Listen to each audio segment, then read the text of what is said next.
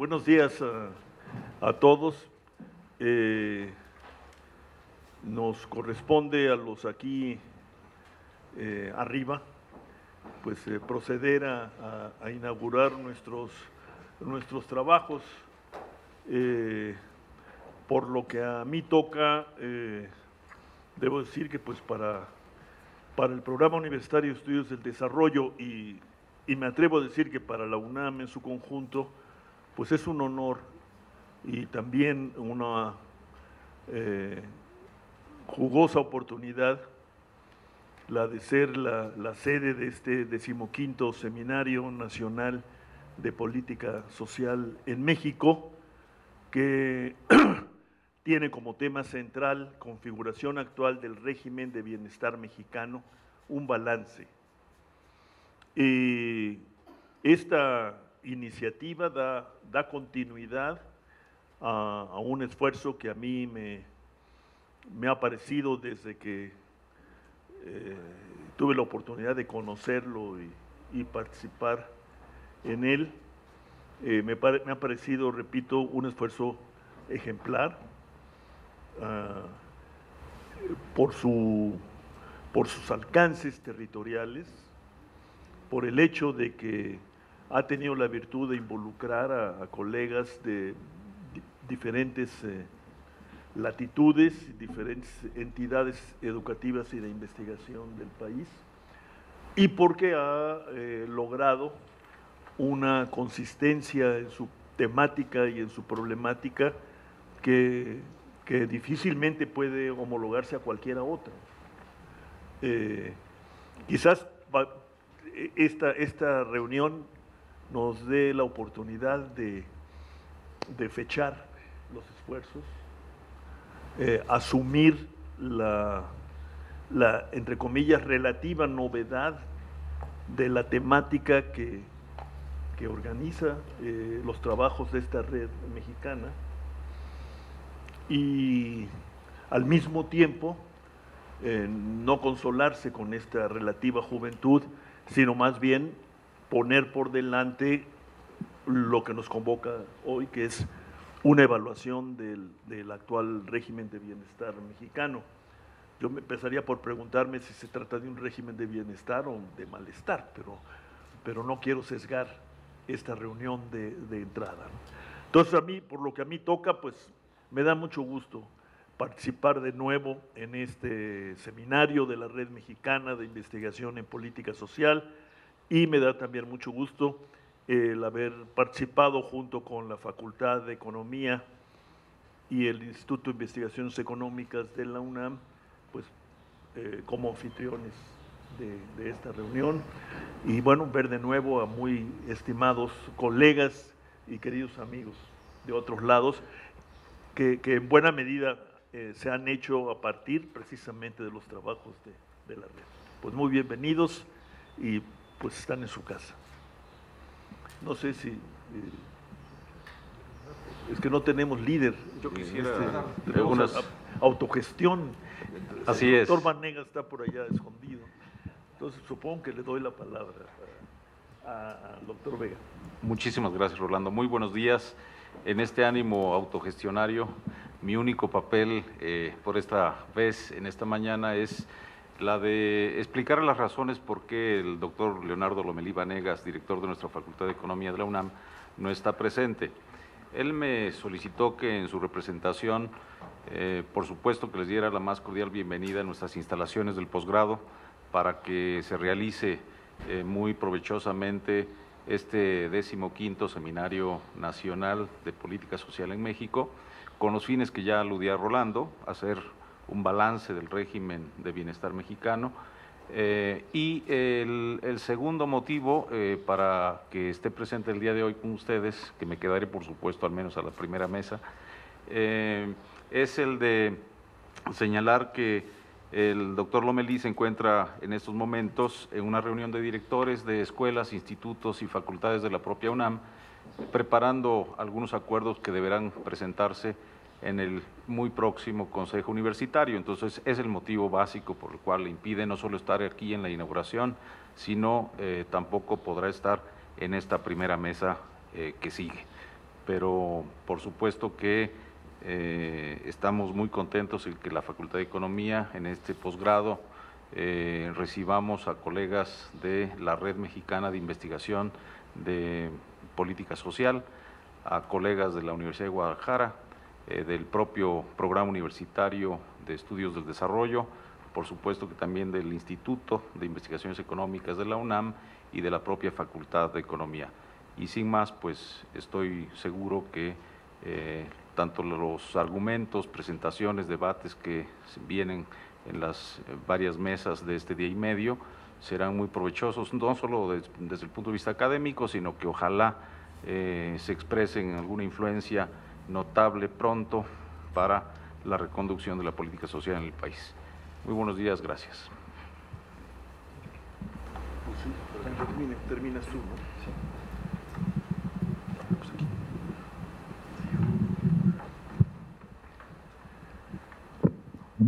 Me da también mucho gusto el poder iniciar los trabajos de este 15 seminario de política social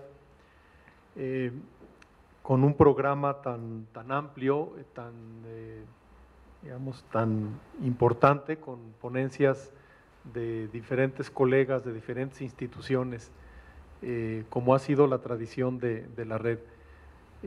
Como decía Rolando, es tiempo también de pronto de fechar, recordar un poco los procesos en los que hemos estado. Tenemos ya 20 años de que fue la primera reunión de este seminario en Guadalajara. Ahora celebramos el 15 seminario y lo que hemos ido tratando de hacer es incorporar a colegas de diferentes instituciones. Los últimos seminarios más o menos mantenemos la misma cantidad de ponencias, y no solo la cantidad, sino la presencia de colegas desde Baja California, Sonora, bajando hasta Occidente, Jalisco, Guanajuato, y también con presencia de compañeros de Golfo Norte. Ahora vamos a extrañar un poco a los compañeros de Nuevo León y de Tamaulipas que han estado presentes, pero tenemos a compañeros de Veracruz, de Chiapas también tenemos presencia, además del Distrito Federal y del Estado de México, ¿no? Entonces, es un gran gusto el poder ver que continuamos los trabajos de esta red, tratando de fortalecer la red. Quisiera simplemente en medio minuto recordar, tenemos 20 años de reunirnos y de escuchar en el contexto de cada seminario, de escuchar que el país ya cambió. Ya nos reformamos, ya somos eficientes, ya somos modernos. Eso en los primeros años de nuestros seminarios. A los 2 o 3 años de los primeros seminarios, bueno, es que nos faltan algunas reformas, por eso no hemos avanzado y no hemos crecido, pero vamos por el buen camino, ¿no? Y así hemos estado viviendo el proceso de reforma tras reforma, las famosas reformas estructurales, y seguimos con un país que no crece, con un país con una estabilidad perversa en la pobreza, no nos movemos, y con una estabilidad perversa en la desigualdad, tampoco nos movemos en números gruesos. Entonces, tenemos 20 años de vivir esto, supuestamente el país ya cambió, pero tenemos esta estabilidad perversa de la pobreza y la desigualdad. Entonces, vale la pena el tratar de hacer un esfuerzo de balance en dónde estamos en nuestro régimen de bienestar, o como dice Rolando atinadamente, en nuestro régimen de malestar. ¿En dónde estamos? Institucionalmente, ¿cuáles son los soportes? ¿Cuáles son los límites? ¿Cuáles son las posibilidades? Y por otro, ¿qué posibilidades tenemos de cambios en otra vía. Bueno, tenemos 20 años de ver supuestamente la transformación del país y lo que hemos visto es este resultado que señalaba yo anteriormente. Hagamos un balance de dónde estamos, que es la invitación para este seminario, y lo podemos hacer gracias a la gran labor que han hecho aquí en la UNAM, la Facultad de Economía, el Instituto de Investigaciones Económicas y el Programa Universitario de Estudios para el Desarrollo, el PUED.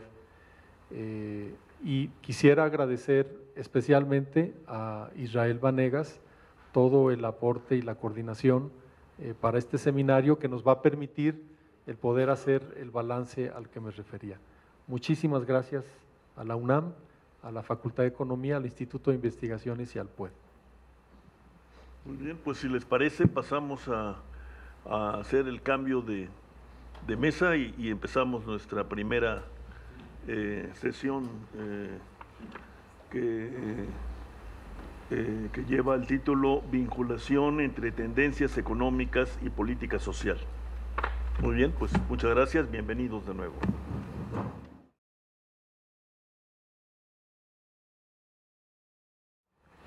Bien, damos inicio a esta primera mesa, que es una mesa weberiana, Economía y Sociedad.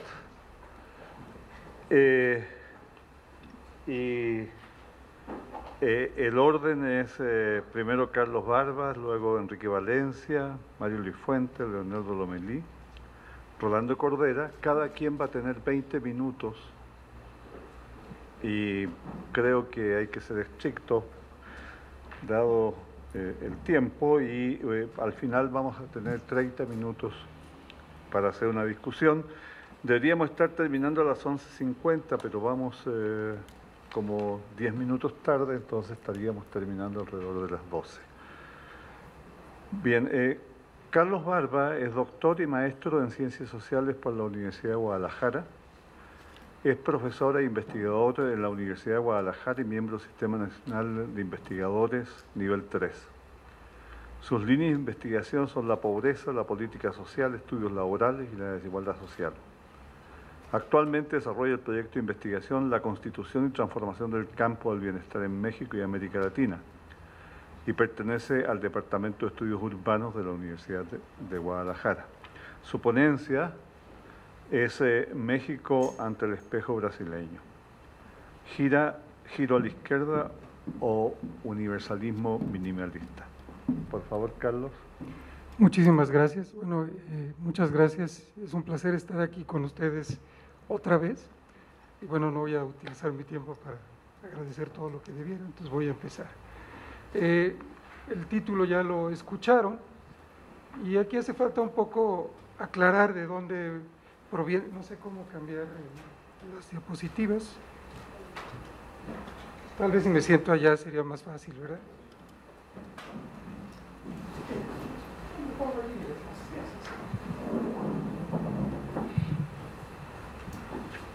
Digo, para que ustedes puedan ver lo que yo mismo estoy viendo. La idea, digamos, general de esta ponencia es utilizar un trabajo que publicó recientemente Fernando Filgueira, donde habla de una nueva etapa que inicia en América Latina que él llama el fin de la modernización conservadora. Y utilizo esta tesis que él plantea como una especie de mecanismo heurístico para ver lo que ocurre en regímenes como el mexicano o el brasileño, que ya en otros momentos he definido como duales y hay una gran discusión sobre eso, pero hay un acuerdo bastante generalizado en que se parecen en muchas cosas. El concepto de modernización conservadora del que parte Filgueira un poco se asienta en esta idea de Barrington Moore de que hay procesos de desarrollo del capitalismo que son encabezados por élites que no tocan los privilegios estamentales heredados de etapas previas al capitalismo, ¿no? Y que entonces el capitalismo se desarrolla sin democracia, sin redistribución de la riqueza y sin un proceso de desmercantilización sustantiva del bienestar social. En su opinión, digamos, a lo largo de los tres grandes momentos de las tres grandes etapas, digamos, económicas de América Latina, no logró, digamos, no se logró realmente incorporar al conjunto de la población a los derechos sociales, a las instituciones de bienestar, etcétera, y no ocurrió eso ni en la etapa oligárquica, ni durante la sustitución de importaciones, y tampoco durante la liberalización económica. Y él habla un poco de que estamos en un momento en el que esto ha llegado a su límite, y que la razón, digamos, de la ruptura que él observa tiene que ver con que aunque el proyecto neoliberal no fue muy exitoso en lograr crecimiento económico, en reducir la desigualdad o la pobreza, o en lograr que la mayoría de la gente accediera a los mercados como se lo había propuesto, sí fue exitosa a escala latinoamericana en la consolidación de la democracia electoral, en un incremento de las credenciales educativas y en la exposición de amplios sectores de la sociedad a las pautas, a nuevas pautas y más amplias de consumo. En su opinión, digamos, un poco parte de esta idea de una especie de revolución de expectativas que no fueron cumplidas y que en realidad ponen en un predicamento estas expectativas de crecimiento sostenido, de redistribución, de incorporación a los mercados, ponen en un predicamento a las élites políticas y económicas porque están en una situación donde ya hay alta competencia democrática, electoral, y que esto básicamente va a llevar a un cambio, y él piensa que hay una serie de elementos que podemos citar que de alguna manera prefiguran lo que va a ocurrir, lo que en su opinión ya está ocurriendo, y es una reorientación de la política social hacia sistemas universalistas de prestaciones y transferencias básicas que no se asemejan en nada al modelo, digamos, que podríamos tener normativo sobre lo que es el universalismo, pero muy ligado a su idea del universalismo básico, de algo que de manera incremental se va acercando y desde una perspectiva pluralista se va acercando a las expectativas de bienestar que tienen los sectores medios, y que esto se va a sumar a lo que ya existía, pilares de corte contributivo y el desarrollo, y a los sistemas mercantilizados que ya se han construido en el área. Y él piensa que hay cuatro factores que están detrás de este cambio importante. Primero, que se han acrecentado las capacidades fiscales de los estados latinoamericanos, que han crecido grandes programas de transferencias monetarias condicionadas como Bolsa Familia, Oportunidades y varios otros, y que se ha dado un giro solidario en el terreno de las pensiones y la salud, y también se empiezan a vislumbrar políticas de cuidado. Reconoce, sin embargo, que hay obstáculos importantes porque el corporativismo estrecho todavía sigue presente en el área, sigue también una tendencia a concebir el bienestar desde una perspectiva focalizada, rígida, y en realidad los sectores medios no se sienten muy identificados con las tareas que realizan los estados en el ámbito del bienestar porque son de baja calidad, estigmatizantes, etcétera. Bueno, usando esas ideas de fondo, viendo un poco el caso de regímenes como el mexicano y el brasileño, que vienen de una historia donde el trabajo formal fue el mecanismo de incorporación a la seguridad social, con un enfoque familiarista, con regímenes de ciudadanía muy segmentados, con una protección muy concentrada en las áreas metropolitanas, con procesos de desafiliación social muy importantes para quienes no participaron en los procesos de industrialización, y con la añeja exclusión y estigmatización de las víctimas del colonialismo. Entonces un poco habría que ver qué pasa en estos casos. Las ideas iniciales de las que parto es que primero la visión que tiene sobre la modernización conservadora de la que habla Filgueira se ajusta al caso brasileño, pero no se ajusta al caso mexicano. Lo segundo es que aunque podemos detectar algunas de las cosas que él menciona en términos de que en México hubo una reforma fiscal que amplió en algo sus capacidades fiscales, de que tenemos un enorme programa de transferencias monetarias condicionadas, de que hemos realizado reformas en el campo de la salud y de las pensiones que tienden a desarrollar un pilar no contributivo, La idea que planteo yo es que en realidad el asunto es infinitamente más complejo y tiene que ver con temas de economía política que no son considerados en una tesis como esta, que además tiende a ver a América Latina como un todo, lo que es muy sorprendente en el caso de alguien como Filgueira, porque él fue de los pioneros en discutir la heterogeneidad en este campo. Entonces vamos a abordar un poco, pensé en usar a Brasil como un espejo para ver que nos dirigimos hacia lugares distintos y partimos de orígenes diferentes.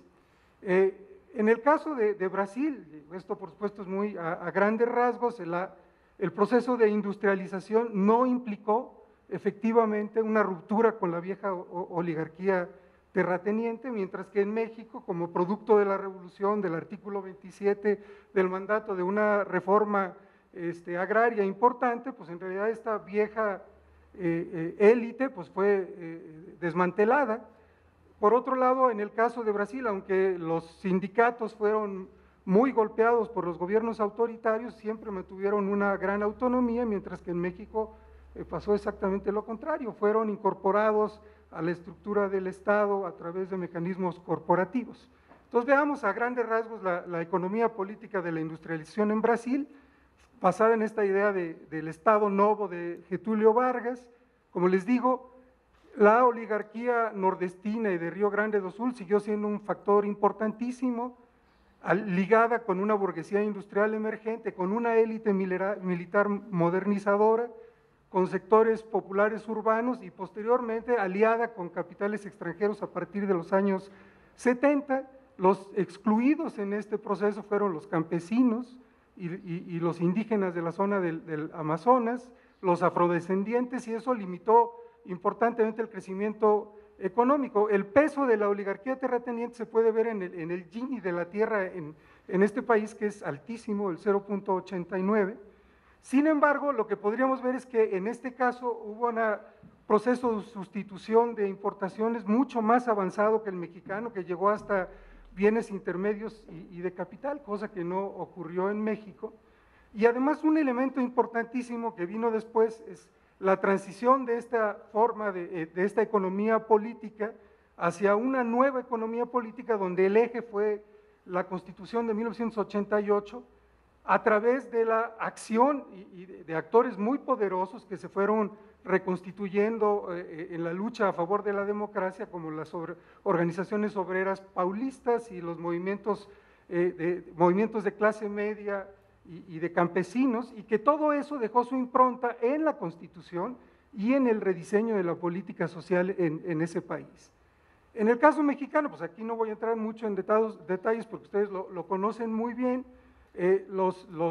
La oligarquía terrateniente, como les dije, realmente fue en buena medida desmantelada, las organizaciones obreras y campesinas controladas verticalmente, la burguesía industrial emergente fue después acompañada a partir de los años 50 ya por inversionistas extranjeros, hubo un crecimiento del sector medio, de sectores agrarios exportadores, y los grandes excluidos fueron los campesinos, los indígenas, los trabajadores urbanos informales, pues que son los grandes, las masas que tuvieron que emigrar por el abandono del campo, pero no, a diferencia de lo que ocurrió en el caso brasileño, no se logró avanzar en la sustitución de bienes intermedios y de capital, y la transición que se intentó desde los años 70 estuvo montada en una fallida reforma fiscal, en programas contra la pobreza y como les decía, en el fracaso de la tentativa de sustituir bienes de capital. Bueno, esto me lo voy a brincar un poco por cuestiones de tiempo, pero lo primero que observaríamos es que los límites distributivos que tenían que ver con la etapa oligárquica son distintos a los límites distributivos de la etapa sustitutiva, porque hubo un crecimiento importante de grupos industriales, de sectores medios, de la clase obrera industrial y una intensa migración del campo a la ciudad, desarrollo de instituciones de bienestar que configuraron distintos tipos de ciudadanía, seguridad social para los que tenían un empleo formal en el sector público o en el privado, asistencia social para campesinos, inmigrantes pobres a las ciudades y en buena medida exclusión asistencial para los indígenas. Y bueno, esto tampoco lo voy a mencionar en detalle, aquí más o menos se muestra cómo en cada una de las etapas no se llegó a lograr cabalmente la sustitución de importaciones que se buscaba. Y cuando vemos entonces el tipo de economía política que se ha redefinido en el caso brasileño, vemos lo primero que habría que notar es que no se desmontó la vieja coalición desarrollista, sino que a esta coalición se sumó un elemento nuevo que digamos es esta élite liberalizadora, pero es una élite que no tuvo un papel, no ha tenido un papel hegemónico, sino que ha tenido que dialogar con otros actores que venían de la etapa previa y con los actores que se sumaron durante el proceso en que que conformó la Constitución del 88. Y esto ha alterado de manera importante el perfil de política social en una sociedad como esta. Primero, porque en la Constitución se estableció como un eje básico de la cuestión social el tema de la seguridad social, en lugar del tema de la pobreza. En segundo lugar, porque el tema de la reducción de la exclusión se planteó un poco a la manera de México a través de un programa como Bolsa Familia, pero donde convergen distintas coaliciones sociales que tienen proyectos diversos y eso le da un perfil distinto al nuestro, que es totalmente ortodoxo, digamos, y la reducción de la desigualdad a través de una reforma importantísima al sistema de salud que tendió a unificarlo, mientras que en México tenemos un sistema de salud cada vez más fragmentado, y una reforma también del mercado laboral formal que plantea como un elemento importantísimo y que expresa el peso que tienen estas organizaciones obreras que no tienen las organizaciones mexicanas, se expresa en que hay creación comparativamente mucho mayor de empleos formales en Brasil y sobre todo una política salarial que se revisa constantemente y que tiene una coalición detrás de sí que permite entonces esto ampliar el mercado interno, etcétera.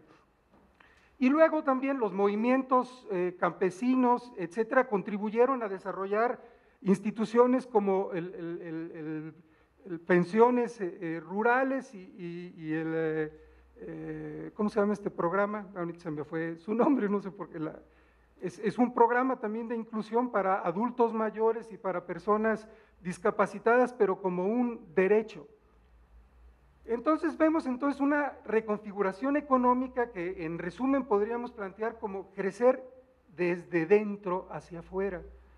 Y entonces las reformas que les menciono muy a la carrera por la cuestión del tiempo, muestran una tensión entre universalizar y mantener privilegios corporativos, porque la reforma que se dio a la seguridad social, que redujo muchísimas cajas que existían a dos básicas, una para empleados públicos y otra para empleados del sector privado, siguen siendo un elemento básico corporativo que consume una enorme parte del gasto social en Brasil. 5 minutos. La nueva economía política mexicana es entonces bastante distinta, porque primero hay un desgajamiento de facto de la vieja coalición que apoyó la sustitución de importaciones, una pérdida importante de la influencia corporativa, salvo algunos sindicatos que se consideran cruciales, y se ha desarrollado una nueva coalición neoliberal que tiene un marcado carácter transnacional y que es bastante ortodoxa. Y aunque ha habido reformas importantes en materia de inclusión, que han sido muy documentadas a través de oportunidades, a través del seguro popular, a través de la creación de pensiones no contributivas, en realidad estas siempre han tenido un enfoque minimalista. Y en este proceso también se ha producido una pérdida de derechos de los antiguos aliados. La reconfiguración económica es muy distinta, hay una apertura económica radical, hay una pérdida importante de centralidad del mercado interno, hay un manejo de los salarios desde una perspectiva totalmente regresiva, muy bajo dinamismo del empleo, mucho menor autonomía para tomar decisiones, y acá las reformas en seguridad social, pensiones, salud, ingreso, empleo, seguridad social, privatizar y mantener una enorme cantidad de esquemas pensionarios, en salud, mantener una estructura altamente jerarquizada. El Seguro Popular no sirvió para unificar el sistema, sino para crear un nuevo escalón. En términos de ingreso y empleo, bueno, pues ya lo mencioné. Y entonces acá la gran tensión se da entre mercantilizar y universalizar, son dos esquemas distintos. Cuando vemos los programas que se han desarrollado, vemos que responden a coaliciones completamente distintas. El Sistema Universal de Salud brasileño, por ejemplo, fue resultado de una coalición sanitarista, mientras que la reforma del Seguro Popular fue resultado de una actividad tecnocrática. Y bueno, podemos ir de uno por uno, no lo voy a hacer porque ya nomás me quedan 3 minutos, y encontraríamos que hay una diferencia muy grande en los actores, los proyectos, etcétera, de los que estamos hablando. La arquitectura que resulta de todo esto es muy diferente, a pesar de que seguimos hablando de regímenes dualistas. En el caso brasileño tenemos primero ya un pilar no contributivo de salud que se plantea como un derecho universal y que plantea la unificación del sistema, aunque hay grandes problemas de financiamiento. La asistencia social no es vista como un asunto desligado del tema de los derechos, y entonces, por ejemplo, el programa de beneficios de prestaciones continuas, que es el que no recordaba, y la pensión rural, son derechos, ¿no? En Bolsa Familia hay un sector muy importante que empuja a favor de un ingreso ciudadano y además tienen un seguro de desempleo con una cobertura muy importante. El caso mexicano, pues en realidad es muy diferente. Tenemos una seguridad social segmentada que no ha cambiado básicamente en nada, más que en la parte de pensiones que se han privatizado y un esfuerzo continuo, pero que no toca a sectores que son importantísimos.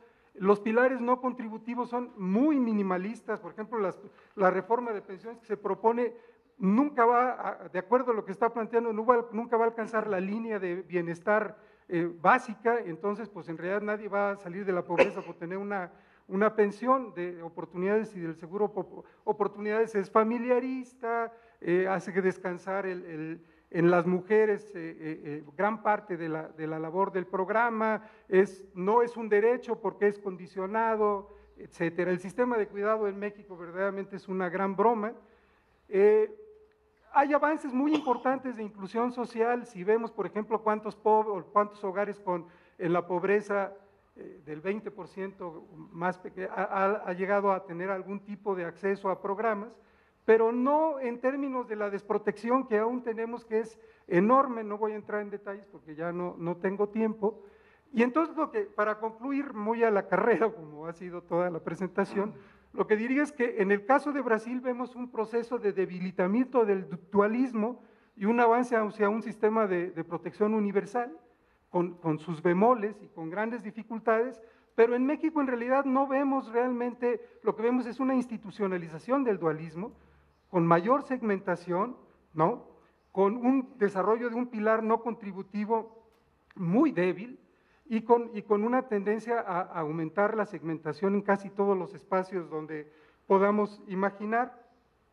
Y vemos también que estos dos procesos generan exclusiones de segmentos etarios importantes. En Brasil casi todo está diseñado para proteger a los adultos mayores, porque el gran peso que tienen los esquemas de seguridad social, mientras que en México casi todo lo que ocurre está relacionado con esta tendencia a excluir a los jóvenes de las oportunidades de ingreso, de las instituciones, del empleo, y en cierto sentido es absolutamente terrible, que es como de manera estructural una garantía de perder el bono demográfico que todavía tenemos en México.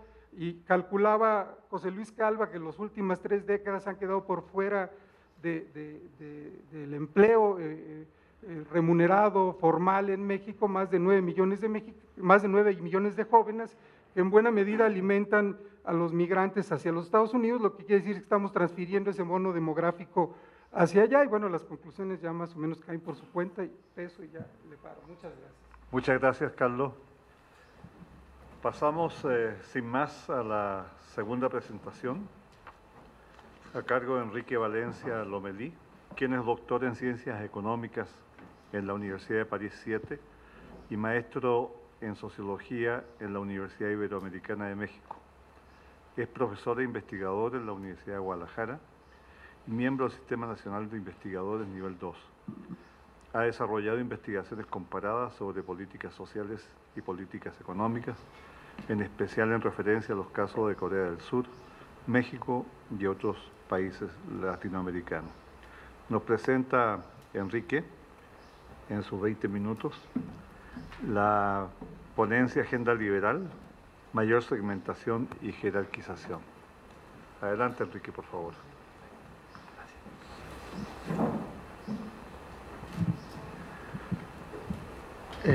Lo que trato de hacer con esta presentación es discutir acerca de las transformaciones recientes del régimen de bienestar mexicano.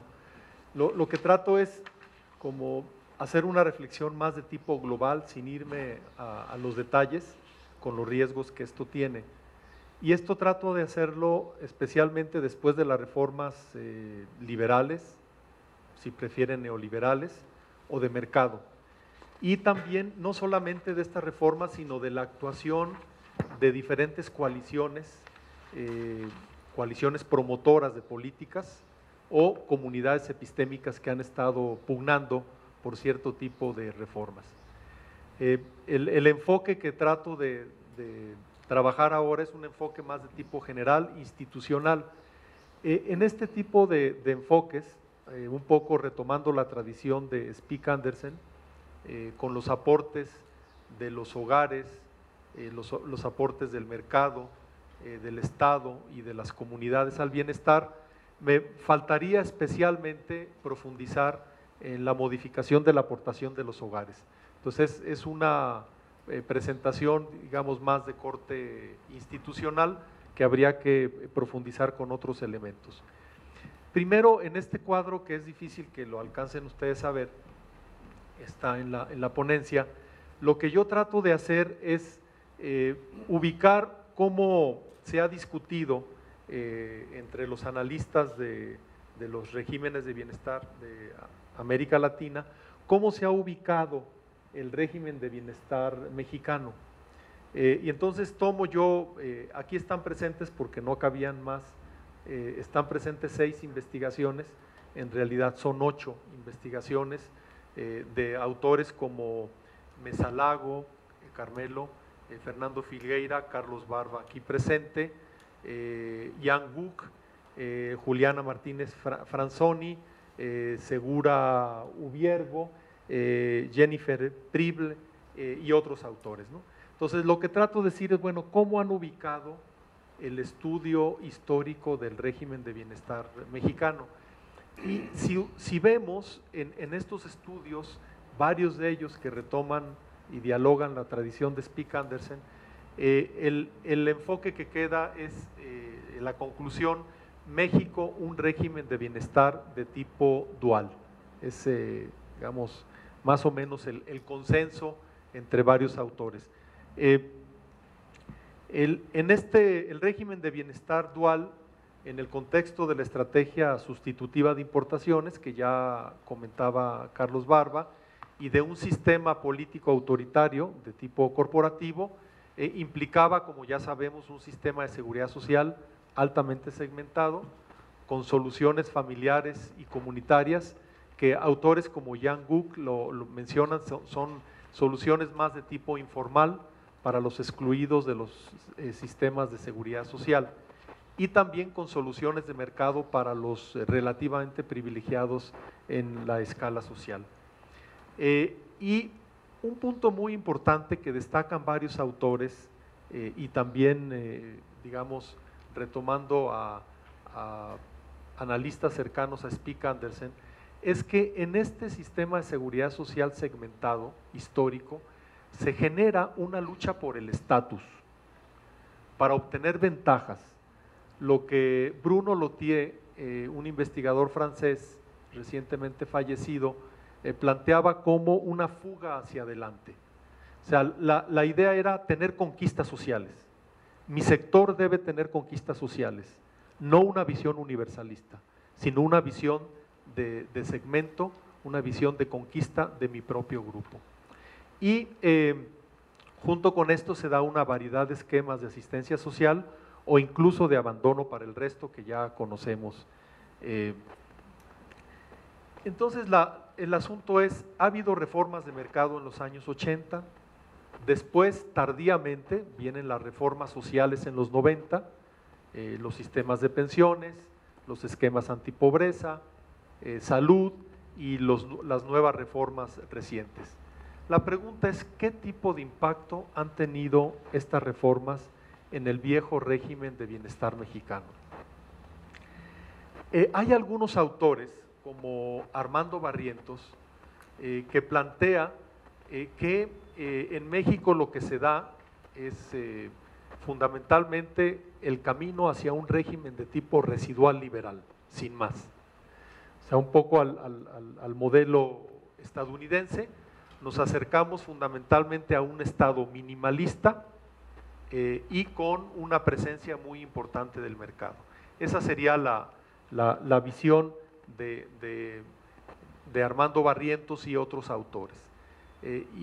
Armando Barrientos y otros autores señalan incluso que en varios países de América Latina estamos caminando hacia este lado, a diferencia de lo que planteaba Fernando Filgueira, como nos lo planteaba Carlos. Pero yo me voy a referir al caso de Barrientos en su interpretación del caso mexicano. Y Armando Barrientos lo que dice es, en México, con este régimen residual liberal, se disminuye la segmentación. Sería un poco la idea, ¿no? Bueno,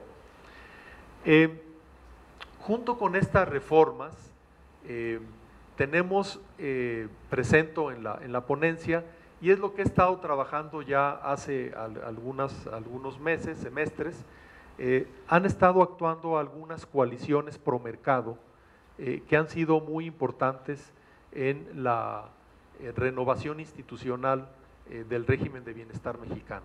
Por ejemplo, la coalición pro mercado en pensiones es un proyecto de largo plazo con una implementación coherente y paulatina hacia las cuentas individuales. Desde la reforma del SAR, de las reformas a las pensiones del IMSS, han ido avanzando paulatinamente, sin llegar a, digamos, a cubrir todo el espectro de los sistemas de pensiones. Por otro lado, en salud tenemos una coalición pro mercado, pero yo ahí la veo partida, la coalición pro mercado. Tenemos por un lado los neosalubristas, están Soberón y Frenk, de alguna manera en conflicto con los tecnopolíticos, así llaman algunos autores a Levy y a otros, en lugar de tecnócratas le llaman tecnopolíticos, porque son tecnócratas que se han metido a la vida política con proyectos políticos. Y esta coalición ha logrado una implementación parcial de las reformas en la línea del pluralismo estructurado de Frenk, que a fin de cuentas, sintetizando, se trata de generar un paquete básico de salud, el seguro popular, junto con las instituciones de seguridad social. Entonces tenemos esta, a diferencia de la coalición pro mercado en pensiones, en el caso de la salud tenemos tensiones y que actualmente sigue en discusión el paquete de reforma en el sentido de salud. ¿Para dónde va a ir el sistema de salud? Está en discusión todavía, la propuesta de Peña Nieto está ahí atorada. Mi punto de vista es que hay una pugna histórica en los últimos 10 años y que no han acabado de ponerse de acuerdo en esta coalición pro mercado. Por otro lado, tenemos una coalición pro mercado, pro capital humano en la acción frente a los pobres, que es Progresa, Oportunidades, Prospera, en interacción con otras coaliciones o comunidades. El núcleo duro, el ADN de Progresa, es el ADN de la inversión en capital humano y es el que se ha mantenido en Progresa, Oportunidades y Prospera, con alianza, interacción con otras comunidades. Por ejemplo, hubo sectores muy importantes de demógrafos que influyeron fuertemente en el primer proyecto de Progresa y que matizaron el esquema, digamos, tecnocrático que presentaba la primera coalición pro capital humano. Ya no me meto en detalle, porque aquí hay personas que conocen en detalle esto, incluso que han sido actores en este asunto. Por ejemplo, incluso en la coalición Pro Capital Humano entran en coalición, en discusión temporal, por ejemplo, con actores que vienen de la sociedad civil que plantean una dinámica de derechos en las transferencias monetarias condicionales. Entonces hay una influencia, pero sin embargo el peso central de Progresa, Oportunidades, Prospera sigue siendo la visión de inversión en capital humano. Y es un proyecto que se ha mantenido en casi dos décadas con adecuaciones, pero manteniendo un núcleo, digamos, ortodoxo de las transferencias monetarias condicionadas. Bueno, entonces la pregunta es, tenemos reformas de mercado recientes, tenemos coaliciones pro mercado que han estado impulsando fuertemente estas reformas. Tenemos un régimen histórico de bienestar mexicano dual. Entonces, además de las reformas económicas de mercado, tenemos las reformas sociales, en el caso de pensiones, antipobreza y salud. ¿Cuál es el resultado que surge de este embudo? Voy primero a leer brevemente un balance que hicimos y publicamos en un informe en CEPAL hace algunos meses, en donde miramos la parte institucional del régimen de bienestar mexicano, o podríamos hablar del sistema de protección social. Y nos encontramos a principios del siglo XXI con lo siguiente: un sistema incompleto, un sistema débilmente integrado, un sistema más segmentado, faltaría ahí, y fuertemente jerarquizado, un sistema relativamente ineficaz, veamos el caso de pobreza y desigualdad, fiscalmente débil y conservador en el enfoque de género.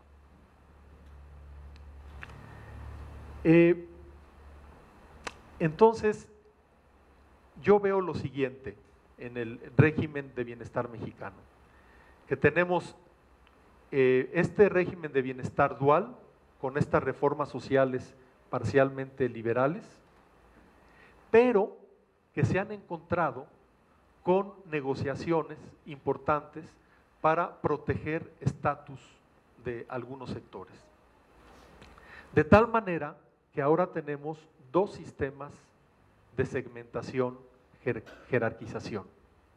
Tenemos un sistema muy institucionalizado de trabajadores formales en los seguros sociales, y por otro lado tenemos ahora un nuevo sistema